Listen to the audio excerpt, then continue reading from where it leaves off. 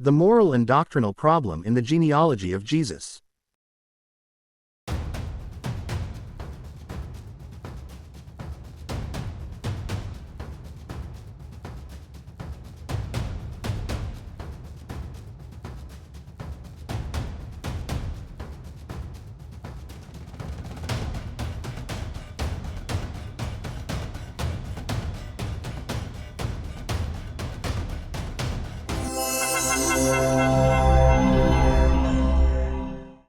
The genealogy of Jesus is presented in the Gospel of Matthew as a doctrinal foundation to prove his descent from David and Abraham, and thus to support the claim of his messiahship. However, reviewing this genealogy in light of the Old Testament texts reveals clear moral and doctrinal problems, as a number of Jesus' ancestors are associated with actions that the Torah itself describes as deceit, adultery, polytheism, bloodshed, idol worship, and in some cases even divine curse. In this video, we will also address the names that the Gospel of Matthew omitted from the genealogy. In the book of Genesis, chapter 27, it is stated that Jacob deceived his blind father Isaac by disguising himself in his brother Esau's clothes and offering him food and wine, thereby seizing the blessing intended for the firstborn. Judah committed adultery with his daughter-in-law Tamar, thinking she was a prostitute, and she bore him Perez and Zerah. Perez, according to the biblical narrative, is the product of an illicit relationship, that is a child of adultery. Salmon married Rahab, who was a prostitute, as mentioned in the book of Joshua, chapters 2 and 6. Boaz was the son of Salmon by Rahab. Boaz later married Ruth the Moabite after she had been widowed. At the instruction of her mother-in-law Naomi, Ruth washed herself, anointed herself, put on her finest clothes, went to where Boaz was sleeping, and lay down at his feet. After that, Boaz married her. In Deuteronomy chapter 23 verse 3 it is stated, "An Ammonite or Moabite shall not enter the assembly of the Lord, even to the 10th generation none of his descendants shall enter the assembly of the Lord forever." King David saw Bathsheba, the wife of Uriah the Hittite, while she was bathing. He sent for her and slept with her, and she became pregnant by him.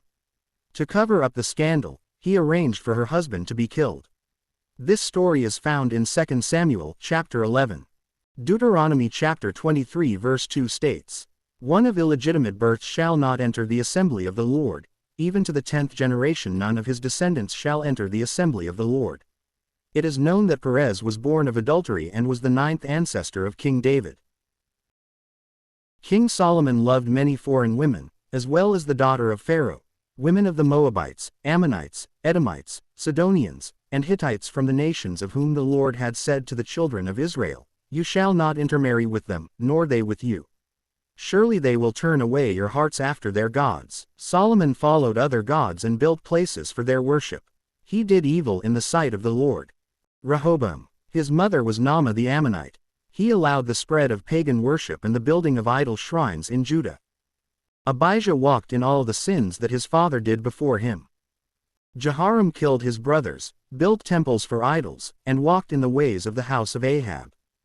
Ahaziah, his mother was Athaliah, the daughter of Ahab, from a pagan house in the northern kingdom of Israel. He walked in the ways of the house of Ahab and did evil in the sight of the Lord. Joash allowed the officials to worship idols. He also ordered the prophet Zechariah son of Jehoiada to be stoned to death in the court of the temple after Zechariah rebuked him for his idolatry, even though Jehoiada had raised him in the temple. Amaziah, after defeating the Edomites, he brought their gods and worshipped them in Judah, a grave sin in the Torah's perspective. Uzziah was righteous at first, but then became arrogant and entered the temple in violation of the law.